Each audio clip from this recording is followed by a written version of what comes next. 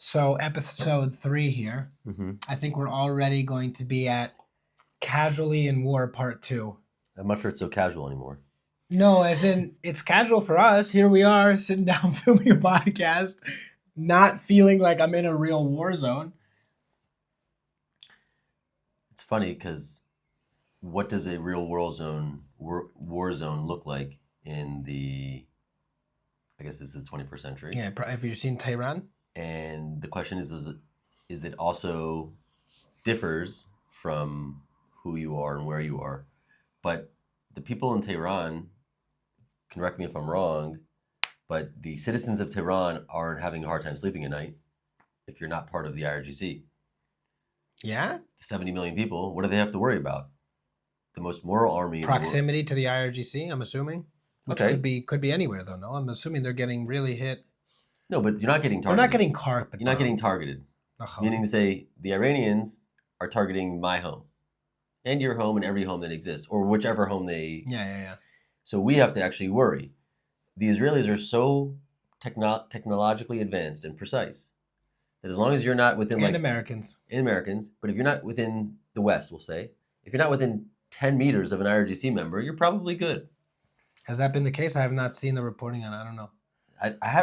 I don't know the numbers. I also don't trust when they say casualty rate. Ever since they blew it so bad with the October 7th casualty rates, you know what I mean? When you have terrorist reporting casualty rates, everyone is a civilian. But are they reporting civilian casualty rates in Iran? I don't know. I haven't seen. I'm assuming they report everywhere. I just haven't seen it. Like October 7th. That's what I'm saying. I haven't seen it. It was like a focused talking point to. Well, that's because it was their entire. Iran, that doesn't seem to be the case. It's not like that's a relevant data point. Like, oh, you guys have killed this many people. No one seems to care how many people have died in Tehran. And I think the majority of them. Definitely the IRGC does not care. The majority of them, or they say they don't care. Well, I mean, they were happy to kill the majority tens of thousands, before this thing even started, of their own people. Exactly. So the majority of them seem to be people on the Iranian regime payroll, Islamic regime. But in terms of it's funny actually when you said that, because I imagine that was probably a very similar experience of the Jews in Mitzrayim. What do you mean? During the 10 Makos, were they in a war zone? Depends who you are. Yeah. If you're part of the IRGC, if you're part of the Egyptian force, mm-hmm. Yes, you should be very scared of what's going on and everything. If you're living in Goshen, chilling, it was probably a pretty casual, you know what I mean? You just kind of wait. I mean, you're uncomfortable. Like the Iranians and the Jewish Iranians now are like, I've heard that they just kind of segregated themselves to small places and just they stay there. They're away from the cities. They're just kind of like out of the way and just letting things play their course out. Not getting out of the way, staying quiet. Like rent little chalets and like random places. Well, I think that the Iranian Jewish community happens to be a very wealthy community. Yeah. I think it's why they live there. Meaning, because it's comfortable. When that is what I hear communities break down in these countries, who stays? The people who have a lot of money. Right. Because they have what to stay for. They have a whole business structure, so they stay there. That's what we're seeing today. Yeah. So the even people in the West. Other places, yeah. Yeah. So what are you investigating here? So what I'm investigating here, which is something I'm going to pull up in a second when it's really done, is I listened to a podcast from, I think it was a Jordan Peterson podcast, maybe 3 years ago. Okay. Speaking with Ron Dermer. You know Ron Dermer? I know who Ron Dermer is, yeah. So he was talking about he's the main guy. Well, now, but what he was the American ambassador. True, but I'm saying he's become somebody who Bibi depends on for the high. So what he did was he was having conversations. He started realizing he had conversations with a lot of different ambassadors from different countries, and they all know about the conflicts in Israel and all of the atrocities and the numbers and the stuff. It's reported on across the whole world. Yeah. And so he starts speaking to, I don't even know, some a very random country, a guy from a random country who has his own conflict that's killed over 300,000 people in the last Jordan Peterson did? No, Ron Dermer. Okay. Ambassadors. Okay. So Ron Dermer was saying that this ambassador said that he was, in his own country, he has a civil crisis that's costing hundreds of thousands of lives. Mm-hmm. And he's like, okay, I have a question for you. How many people do you think have died? Both sides of conflicts within Israel and its surrounding neighbors. since the start of the country Yeah. until today. This was 2022. Okay. You know, a few whatever. years ago. Yeah. Everybody who guessed. He started asking everybody this question. Everybody guessed. Hundreds of thousands. Lowest was 500,000. Yeah. To a couple million. Yeah. And the real answer is something like 30,000 people. Mm-hmm. Both sides of the war. Mm-hmm. Both sides of every war. Mm-hmm. Since the start of the country up until now. The question then becomes is, if this is such a smaller conflict, fatality-wise, Mm-hmm. why is it reported on so drastically? And I think something that is, the word that I want to say is beautiful, although it feels like a disgusting word to use in this regard because of what we're talking about. Mm-hmm. But up until I feel like October 7th, there was a lot of different titles that you could hide behind for being anti-Jewish, right? Mm-hmm. So you could say, I'm not anti-Jewish, I'm anti-Zionist. I'm not anti-Zionist, I'm anti-Israel parliament. I'm not anti-this, I'm anti-whatever that happens to include all the Jews, right? But now, all of the different reasons that people are anti-Jews are so self-conflicting that the answer is that you just hate Jews. And guess what? Anti-Semitism is going on a lot longer than any of your reasons that are happening today. So I get it. Mm-hmm. You know what I mean? I'm familiar with hating Jews. But now it's clear that it's just about hating Jews. You know what I mean? It's no longer, there's nothing to hide behind anymore. After we see, for instance, everyone in America, especially on the left, very tolerant, peace-loving people, literally cannot get behind the upheaval of a dictator who doesn't allow any of the rights that champion all of their own causes, only because Israel is on the other side of the equation. Yeah. It's so rich in it's like so putting it all out in front of you. What so you're bringing clearly. is an opening point, and if I may, for a second, because what you're pointing to is that the Jewish people at large, whether it's a country or whether it's a community or whatever it is, gets treated in a way that's not in line with how people would treat just regular normal people, no matter what society you're from. And that begs the question as to why. And I would say, just at the top, I personally don't like to use the word hate because it assumes someone else's motives and intention in what's going on in their mind, which is really a hard thing to do, if possible at all, right? And so I want to share a story and then kind of come back to this point, which is when I started working at the last company that I worked at, I merited to meet and sit in the same office as somebody who's now become a very good friend of mine, Donald Trump. And he was an Israeli person who came from an observant background and became Chiloni. And from the very outset, we started getting into kind of philosophical discussions.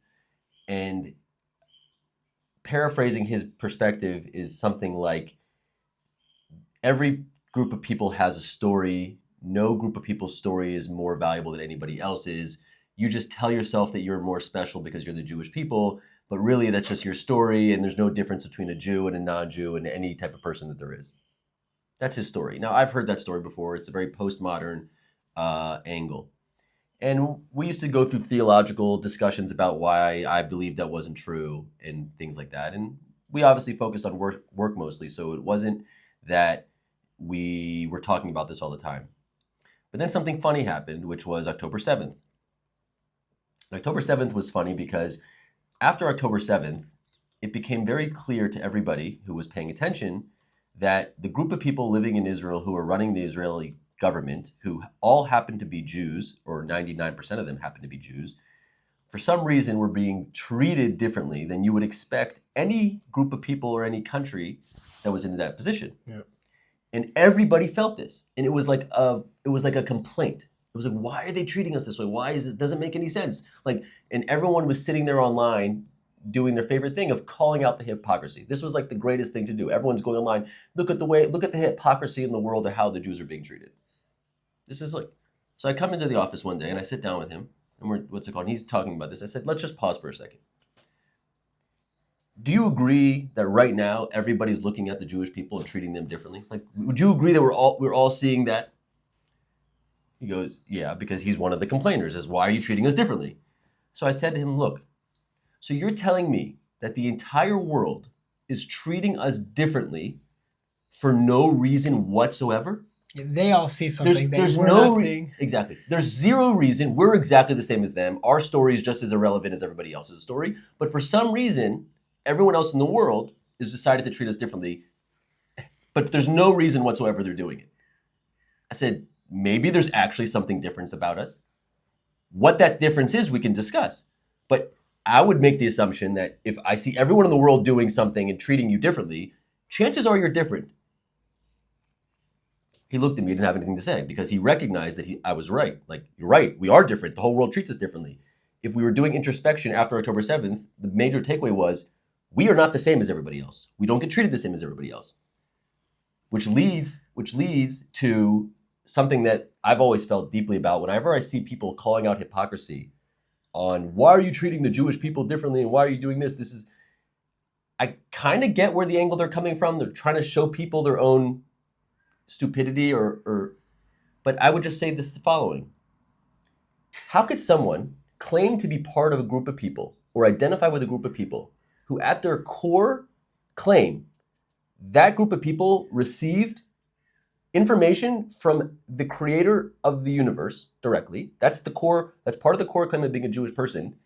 And then in the next breath, turn around and ask the world why are they being treated differently?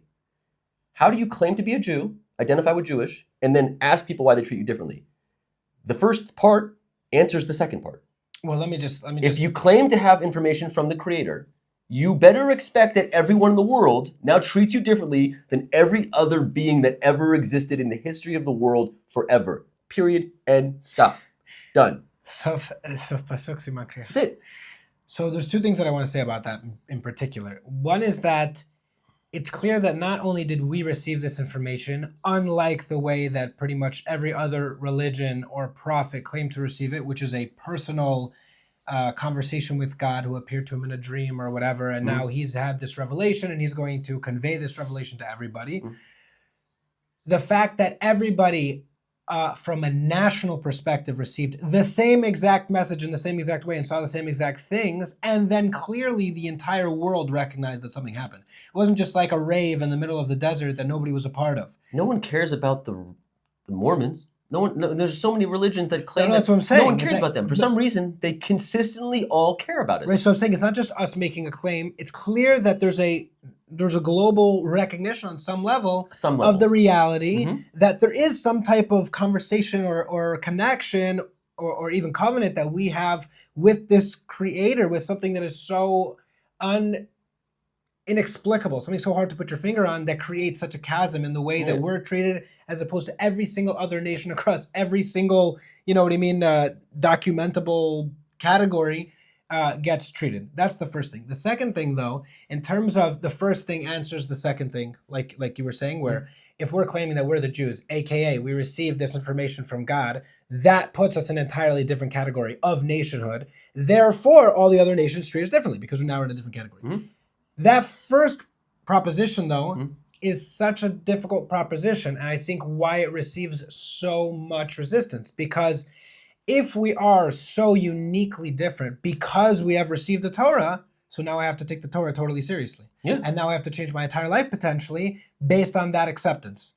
You have to at least ask the question, what responsibility does that identity ask from you? And that might change your whole life, though. If you don't want to ask that question, that's the natural question that demands to be asked, which is, why are they treating us differently? Because of our identity. What's our identity? What does it mean? But the people don't want to ask that question because there's a responsibility that comes along with that identity. Exactly. And there's avoiding it. And then you see the system of, if you avoid your identity, the other nations remind you. I was a madrich and taught in yeshivas for a long time, and generally the guys that I ended up connecting with most were the guys who were on the edge of, is Judaism even a thing or not, right? That's where I spent a lot of my time. Those are the guys that I connected to, probably because I dealt with a lot of those questions myself. And I always say, it's you have to understand that when you're going to answer or try to look at this question honestly, you have to recognize how nogea b'davar, how much conflicting interest you have in the answer to this question. Yeah. If you're then going to just look logically, let's say, and say, whatever the result of this is, I'm now going to recognize and adapt my understanding, my context, how I contextualize my whole life based on this information, and I'm going to act accordingly because of that.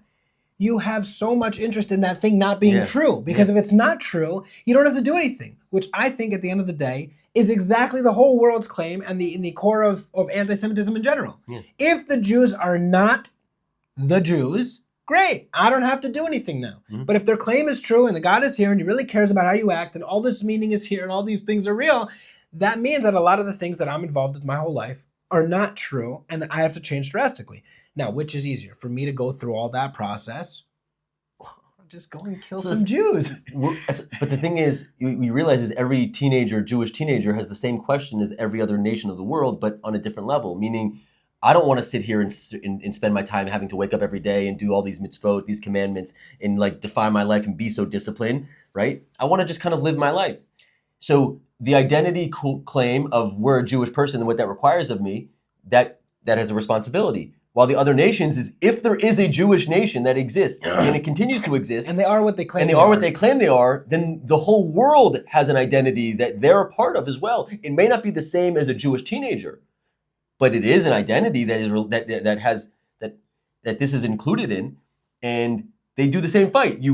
If you look at Jewish teenagers, you don't sit there and talk to them, why are you being so hypocritical? Why are you being so hypocritical? Why are you being so hypocritical? You look at them and you say, okay, well, what are your emotional needs and how do we be sensitive to you and how do we take care of you? Because we care about them on a level that we want to make sure that they develop healthily. But that is but we don't extend that responsibility over the whole world at the moment.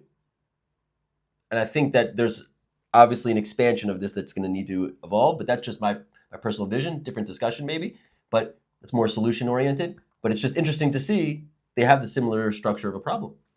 I will say that the difference is that every nation, every person has that. You're allowed to be a teenager at some point. You're allowed to be young and want to fight the system and want to see if emotional what's really going on. Yeah, whatever, fine. And that's one thing for a Jewish teenager. And I went through them myself. I was not religious all throughout probably second half of high school. I really threw it out, but most of high school in general, I wasn't like I was just like not doing stuff out of fear or whatever. Fine. But there is still value to not doing stuff out of fear. But by the end of it, I really threw the whole thing away. And that's obviously not ideal. But okay, a teenager is a teenager. And that's something you go through. And then there's ways of dealing with it. Okay, how do we grow up? How do we address these things seriously? Because a lot of times you can tell. This is another thing that I've experienced throughout being involved in yeshiva for over, over like 10 years, dealing with guys who are 18, not religious. I've never seen an 18, 19, even 20-year-old grow up be raised in a religious household, become quote unquote off the derech, throw the whole thing out because they care so much about truth that they couldn't live with the inconsistencies of Torah. Always, every single time, it's totally emotional. When you really dig in and you say, okay, why? What's the deal? Well, this rabbi, he did that to me. And my parents, they did that to me. And he did this to me. Fine. All of those things are valid things, but let's just shift the argument then. We're not dealing anymore with a logical solution to the veracity of Torah or God's involvement in your life. We're dealing with emotional damage and you need some love. Fine, beseder. So you know what I mean? That's how I've never seen any of them actually address it from I care so much about truth that it just you lead right into the question that I wanted to ask you, which is, was the energy from the people who helped you along the process, was it purely intellectual swordsmanship of them convincing you on something intellectual, or was there a process of bringing an emotional sit together, become relationship oriented with each other, and showing you through action that actually there's a way here to live life that's very pleasurable? Well, what do you think? I would guess that it's the second one. Well, what was your experience? Because you were also not religious by the end of high school.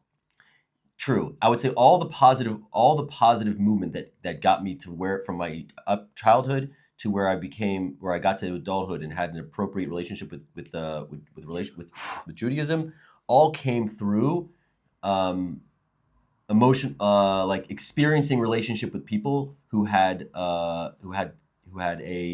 worldview that incorporated Torah Judaism into reality. it wasn't from somebody sitting there banging me on the head saying, you got to do this, you got to do this, you got to do this, you got to do that. It wasn't from that at all.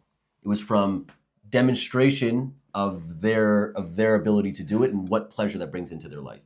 And then having a relationship with those people. The joy that they experience from their connection exactly, to Torah, sharing in their thing. Which going, kind of jumping back to the broader picture, which is, it's kind of obvious to me, at least I think, that the Jewish people as a whole, their solution isn't going to be, I mean, there's an aspect of drawing gvulot and boundaries and destroying evil. But we need to have the allowing people to see the relationship that the Jewish people have with the Kadosh Baruch Hu as a people, and allowing them to share in that pleasure is, I think, is the path for expanding who we are beyond the boundaries of ourselves. I think that's ourselves, a microcosm of what happens in yeshiva. At the end of the day, what happens when the guys come into yeshiva who are not religious, it's never you have to do X or Y that gets you to where you're going. Although there is a little bit of an addendum I want to say in my experience from going through yeshiva, which is that I found that when I was looking back, I felt like I was a little bit of a unique position before I went to yeshiva, because I had a little bit of an awakening in my life in terms of a degree of self-awareness. Yeah. But, I was still an 18-year-old. Let's not get carried away here. In terms of, I felt like if people asked me before I went to Israel. By the way, if you think about our yeshiva, I would say the claims that people have against it and the challenges that people have against it come from it being too much of swordsmanship and not enough empathy.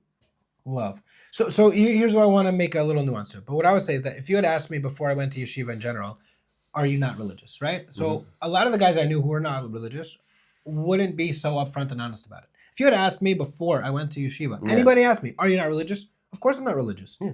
You don't want to go out Friday night? Of course you want to go out Friday night. But you've convinced yourself of some type of a being in Shabbos that you'd rather stay in, and you bridge the reality to what you know, from what you know to what you believe with faith. Okay, faith is something that you want to be true, and you're going to attach some type of religious. But you can't. Guess what? But you can't build a model in your head of this. Yeah, you can't make it actual truth. So the belief is get bridged by faith. So I said, guess what? I don't want it to be true. Yeah. I'm not propping it up with faith. Yeah. Okay, great. Now I get to go out on Friday night. Like, why wouldn't you want to do that? If you'd asked me before I went to Israel, and I was very upfront about it, I had no problem. And people used to ask me, okay, so, why even go to yeshiva? Or are you going to flip out? That's a classic question. Are you going to flip out when you go to yeshiva? I said, listen, I try to make decisions that I think are going to bring me happiness and joy. Right now, at 18 years old, I think that it doesn't make any sense.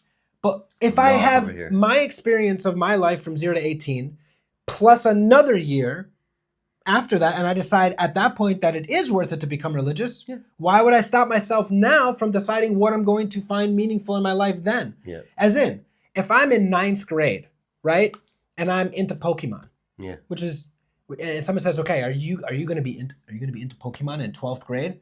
And I was like, yes, I'm never going to let Pokemon go. Like, what are you talking about? I'll see when I get there. You know what I mean? There's so much experience. It's going to influence so much development. Like I'm so unformulated at this point. It's called growth minded. Right. And so we'll see what happens. Yeah. You know what I mean? We'll see what happens. I'm open to it because why not? So that, I think, approach going forward led me to an interesting path, because in terms of, like what you said, where they do a lot of the intellectual debate in the yeshiva that we went to, which I think was very valuable for me because I found that a lot of the ways that I separated from Torah, I hid behind a lot of the intellectual claims against it. Yes. Right? And so that was what I used to prop up so that I didn't have to address it, because it doesn't make any sense, it doesn't make any sense, blah, blah, blah, it doesn't make any sense.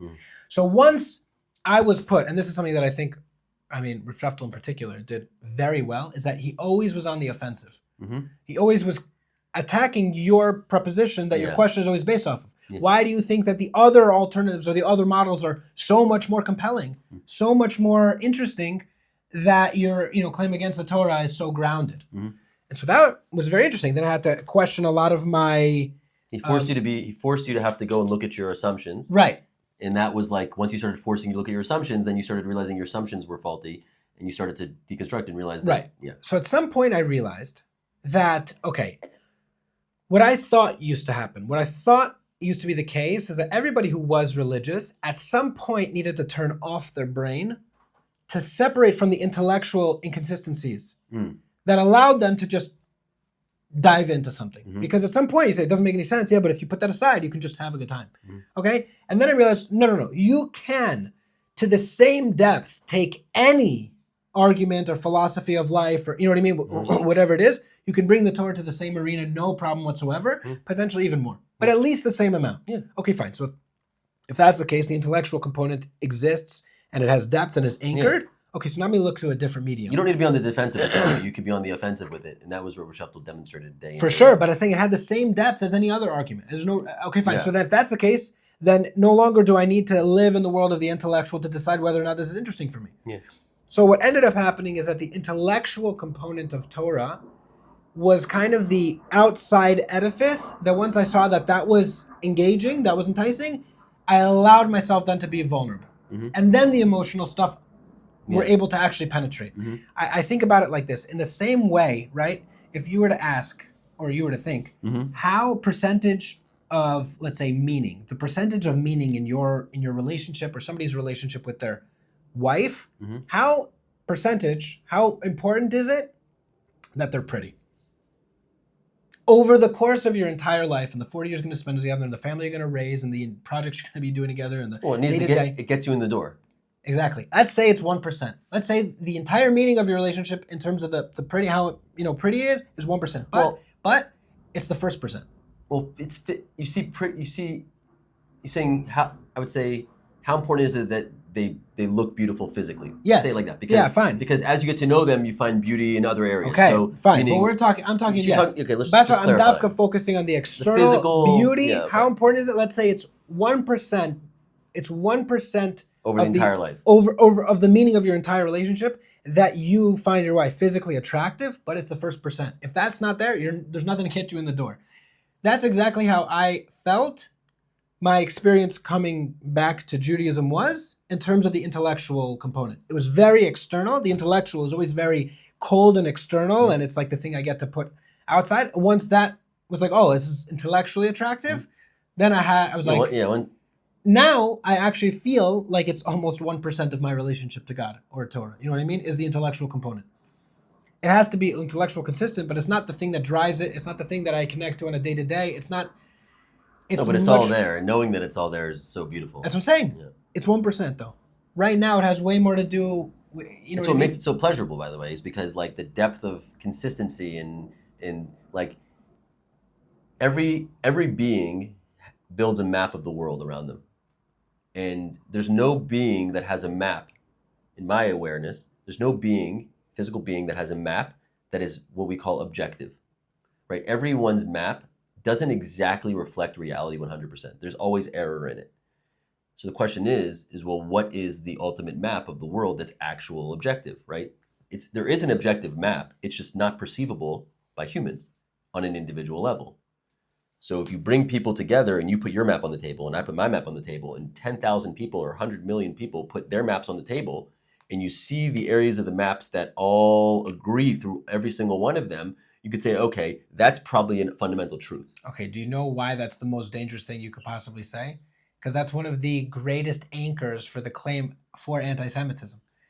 They say, how could it be that the Jews get kicked out of 110 countries? Let's look at all of the maps overlap. You're right. They all hate. And there is something true. For sure, but I'm just saying. Dangerous or not dangerous, it's a matter of truth or not truth. Meaning to say, the Jewish people needed to ask that question to themselves. I guess the question Why is it that we are getting kicked out and murdered in all the places? What, are we going to sit there and just blame everybody else? Well, we could, but that doesn't sound like we're taking so much responsibility over ourselves. Well, I agree, and that's really, I guess, your point, which is, let's see all of the overlapping information. That's definitely on the table. That's definitely true. The question then is, well, what do you do with that? How do you interpret that? Yeah, and what does it mean? How do you leverage it? When I was growing up, and I was more in the Haredi world as I was growing up, and I can't tell you exactly where this came from, but I remember this as being something that was given over as a worldview, which is everything in the world that happens is only because of the Jewish people. The end, finished, done. I hated hearing that. I hated hearing it. I hated hearing that so much. And that's what they say. If we're not davening, we're not learning, we're not doing this, it's all of us. Don't look at anybody else. Don't look at anybody else. Don't look at everybody else. Okay, that's what all the Haredim are talking about to their core. Now, when all the rest of the world shows up and says literally the exact I don't like all same, the Haredim, not all. Okay, Haredim. fine. Yeah. But there's it's a massive pillar in the Haredi community. It's a big part of it. In the Torah world. It's a massive, and I would say that there's a massive amount of people who agree with that. I'm not saying whether it's right or whether it's wrong. But then the rest of the world shows up and says literally the exact same thing. And we tell them that they are the most anti-Semitic people in the world. And that you think, it's like, time out. It either is reality or it's not reality.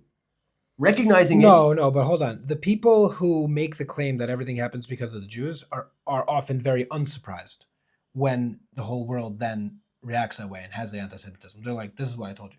You're right, because in their mind they're saying, well, this is actually how the world works. Those people, even though they have no affiliation with Judaism at all, also recognize that. The only people who haven't figured it out yet are this other sect of Judaism that just seems to be struggling with it. It's your identity. You're trying to pretend like it's not actually true. A massive group of Haredim believe it.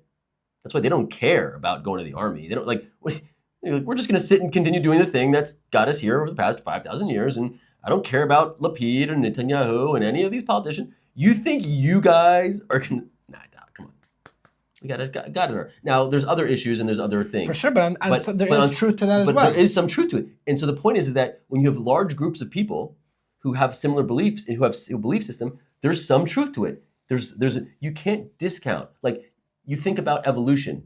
Things that survive prove their meaning either things exist or they don't exist. Things that are... You're saying natural selection. Natural selection is the greatest interjection of truth. That's Hashem built the world in a way that the things that end up staying at the end are... The truth becomes revealed through the process. Okay, but in order to, I feel like, have a a sensitive radar for that, you really have to have a little bit of a scope of history to do that. Which is, I think, again, what is so unique about the Jews. When we learn history, you talk about it. Your favorite picture: Emes versus Sheker. Sheker always breaks and falls away. So the only thing that actually ends up staying at the end I is agree. Emes. So what I'm saying Emes is what is. I feel like often though, when you look at world history, nations of the world often are learning world history, and it's a history book. We're learning world history, and a lot of it is memory, because we were a player in so many of the events and a part of so many of the events. And it's on our nervous systems. We experience it on a completely different level. But also more than that, I find so much now, even when we say, oh, the Jews have been waiting to get into Israel for thousands of years. Mm-hmm. I am 31 years old right now. Mm-hmm. And of those 31 years, for most of it, Israel was not on my map, not even an iota. No, but nothing. But you feel it. Oh, hold on. That's 18 years gone. 13 years, it's been on my map. And let's say for only 11 of those years, I actually was like, oh, I want to be in Israel. I really want to spend my time in Israel. I want to grow my life in Israel. Fine. So now I'm saying, oh, but we've been waiting for thousands of years. My experience is 11 years. His experience is 20 years. His experience is 30 years. Mm-hmm. But the more you learn about a broader identity of the Jew, the more breadth you have in a personal way, which also allows you to sustain a greater deal of pain and have a greater resilience because you're thinking, wow, my ancestors have been doing this for so long. Mm-hmm. We've been doing this for so long. It gives you such a greater pain resistance. It gives you such a greater breadth of what we're aiming at, the meaning, context, of your whole life. Meaning. And we're connected to something so big that's like an energy source for us that we feed off of. Meaning to say, even though you have only a few years of your own personal experience, being connected to a story of it being thousands of years of trying to return here, it doesn't belittle. Well, that's what I'm saying is that the broader we get by learning, you know what I mean? You said in terms of what's true over a greater period of time. Yeah. So you have to learn about a greater period of time then to see what's consistently comes out. The thing that he mentioned in terms of emes and sheker, which I think is just such a beautiful idea, is that the word emes, if you had to describe it or you had to kind of define it, what does it mean? If you look at the actual word itself, it's aleph, mem, taf. It's the first letter, it's the middle letter, and it's the last letter of the alphabet. And it's very consistent, straight through. And all of the letters stand on two legs. So it's very stable. The aleph, the mem, which stands on like a two and like a whole bar, and then the taf at the end. Right? It's very stable, very consistent. Whereas sheker, all of them is at the end of the alphabet. They're all out of order, and they all stand on one leg. Mm-hmm. And that's the nature of sheker, is that it falls apart all by itself. It fades away. And I have a little picture at home that kind of visually, puts it there. But I do think that there's truth to that. But to have a sensitivity to it, you do have to have you have to read, you have to learn, you have to see what's been going on over a long period of time. And I think that the more we do that, the more we recognize how unique the time period that we currently live in is. There is something that I did want to present because I find that it is so fascinating. I guess we have a different, we good natural break there. What? A good natural break. Yeah. It gets to actual something that I put together here, okay. Which is a conversation based off of a conversation that from a podcast a few years ago from Jordan Peterson to Ron Dermer, which kind of got this question going, which is, why is there so much attention put on all of the Israeli conflicts and everything that Israel does, and just from the amount of attention that it gets compared to all of the other conflicts, you would imagine that the fatality rate is so much higher than all of the other fatality rates going on in Israel, compared to everything next to it. Okay, fine. So if we were to look at, and this is just since 2000s, essentially. Okay, so we have the Democratic... Since 1998. Yeah, since Democratic Republic of Congo. It's been going on since 1998. And there is a civil war going on there. Approximately 5.4 million deaths in the Congo. Personally, I don't think I've ever seen an article about it. Mm-hmm. I've never seen a news article. Have you ever seen anything being covered up? Okay. Syrian civil war from 2011 to the present, approximately 580,000 to 656,000 deaths. Yemen civil war from 2014 to the present, estimated around 377,000 deaths. The Tigray war going on in Ethiopia from 2020 to 2022 was an estimated 300 to 600,000 deaths in a civil war there. The Sudan civil war from 2023 to the present has approximately 150,000 to 400,000 deaths. Iraq war and the aftermath, this is the one with US, from 2003 to 2011,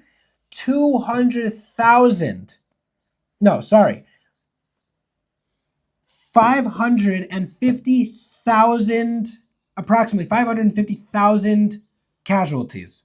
Afghanistan war from 2001 to 2020, approximately 176,000 deaths. Russian-Ukraine war from 2000, from what's going on, it says 15,000 plus civilians plus hundreds of thousands of casualties. Okay? Yeah, we don't know yet because it's not. It says finished. the total of all of these things, and these are just conflicts that happen to be happening, around the world from around 2000 to now, is around 7 to 8 million deaths. Those are major conflicts. And then there's secondary regional conflicts, which are like a Myanmar civil war, which has 50,000 plus. The Sahel. Yeah, what's going on in Niger and Mali, which is about 30,000. And then Nigeria has about 40 to 300,000. Libya civil war, which is 10 to 30,000. Okay. Whatever. It comes out to be another 2 to 400,000 deaths. Yeah. Okay, fine.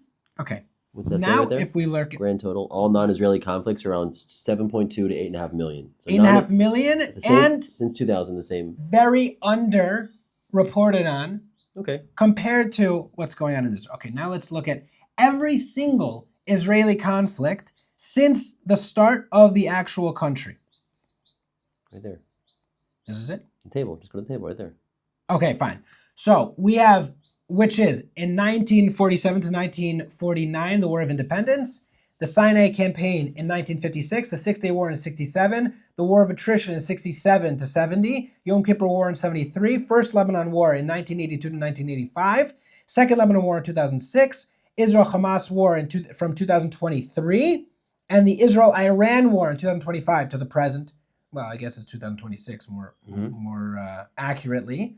All of those things put together on both sides is around, and then also if you're going to include the first intifada, second intifada, Operation Cast Lead, Operation Killer everything. Defense, Protective Edge, Guardian of the Walls, all of it together, everything combined, both sides of the equation is around close to 200,000 deaths. Not even. And that's 180,000. No, but plus our side.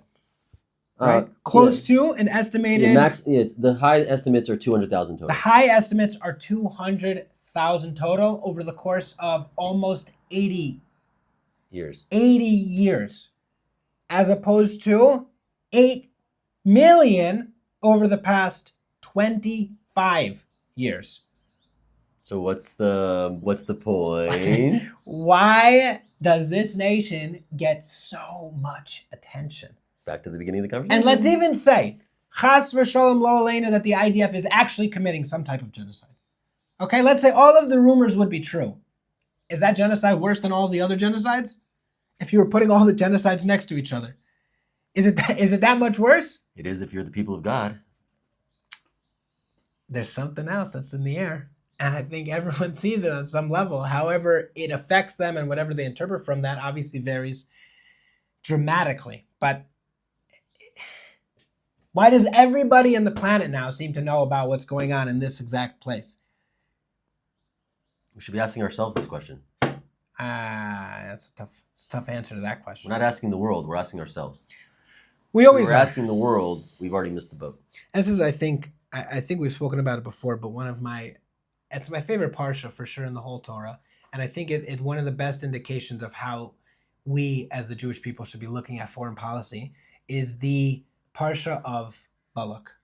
Okay. Because it's the only parsha that is not about the Jews from start to finish. The whole parsha does not involve the narrative of the Jews up until the very last point with Pinchas, where he does a little stabby.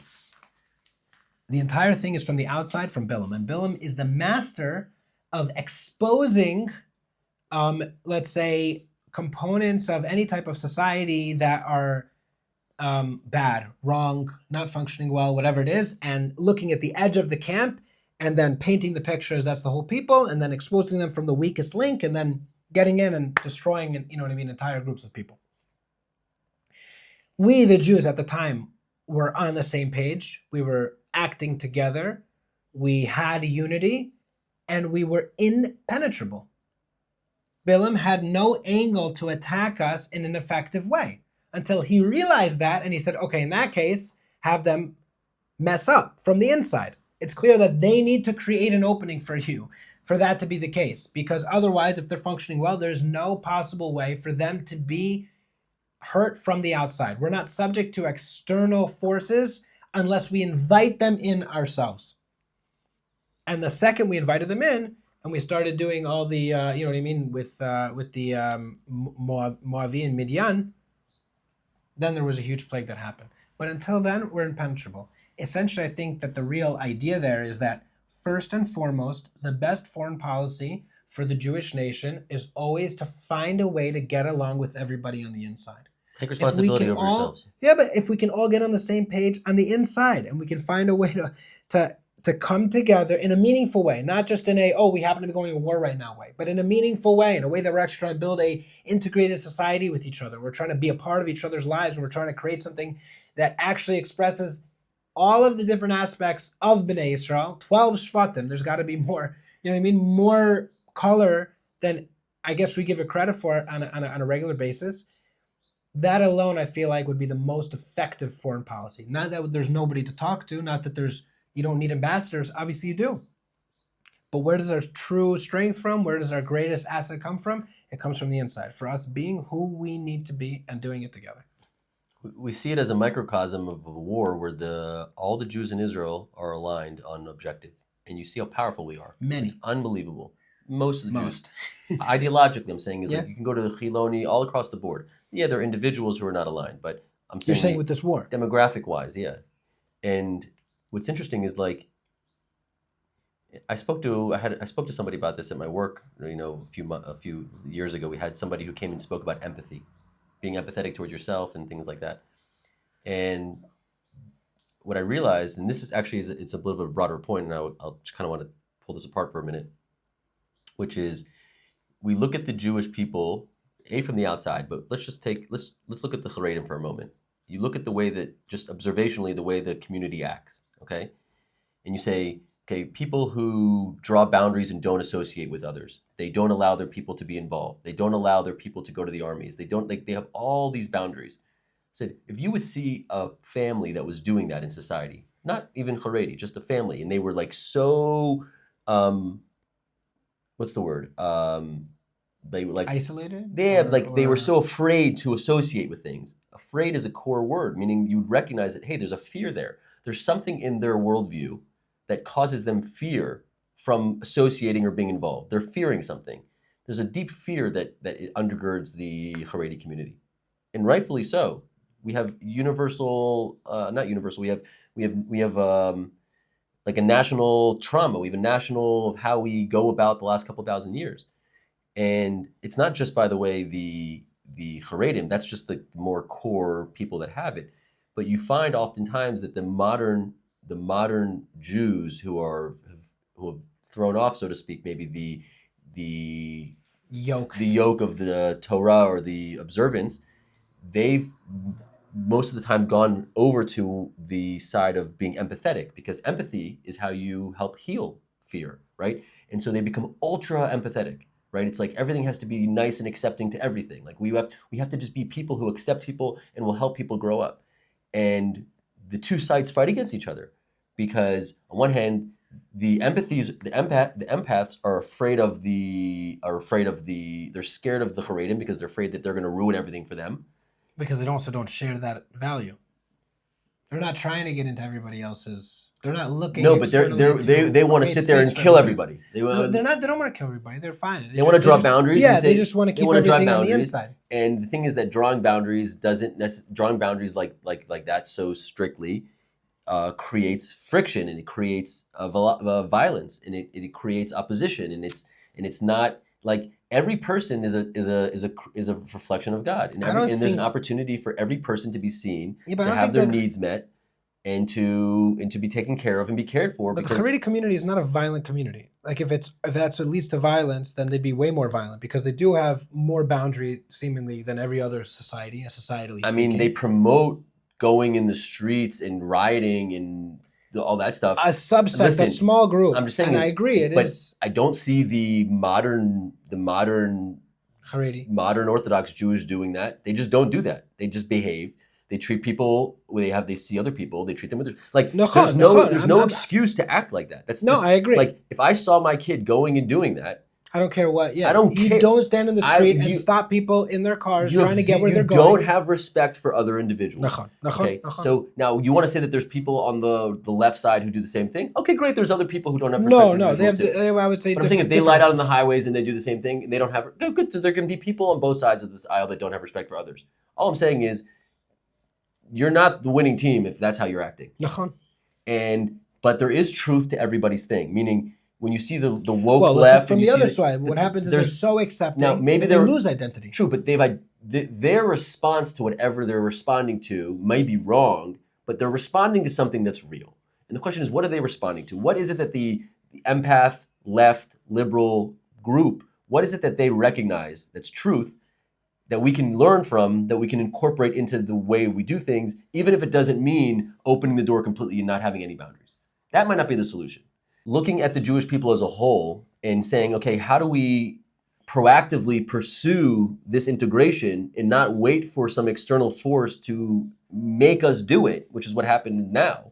There's this external force that the only way for us to survive is to come together. So if you don't do it yourself, I'll help you. So how do we voluntarily come together as a people and care about each other as a people and value each other as a people and listen to each other as a people and connect to each other as a people, so that we don't have to require an external smack that will force us to actually respond that way? And I think if we focus there, we have a chance at becoming who we're supposed to be, integrating all of our pieces, and then having a relationship externally to the rest of the world that will allow them to also access the pleasure that we get. First look in the mirror. From actually living in the light of God. So amen. May we be zochet to that and bring the coming of a better world a calmer world, a more peaceful, a more pleasure world. Or better is a more weird wholesome. word, but no, better. The world's a good place. The world's a great place. We just are You don't think better though? We're in a pain. No, There's rockets. I think better would be without rockets. I think it would be more pleasurable without rockets. Okay. We say pleasurable. Shana Tov. We say we should. What do we say on Rosh Hashanah at the beginning of the year? We say. You say at the end of the Seder. No, Shana Babi Yerushalayim. No, but what we say something we say Shana Tova Mituka. Shana Tova Umituka, which means that the Shana Tova, you should have a good year that's sweet. Why is it relevance to sweet? Because what you're saying is the good things should be sweet. Everything's good, but you want them to be sweet. I like that. You don't want the good things to not be sweet. You want the good things to be sweet. There's a different experience. That's actually a feedback loop in the world that you can pay attention to, that if the good things aren't sweet, the way you're viewing the world is obviously not in line. Focused. In line. All right, listen. Let's stop it. Wrap it up.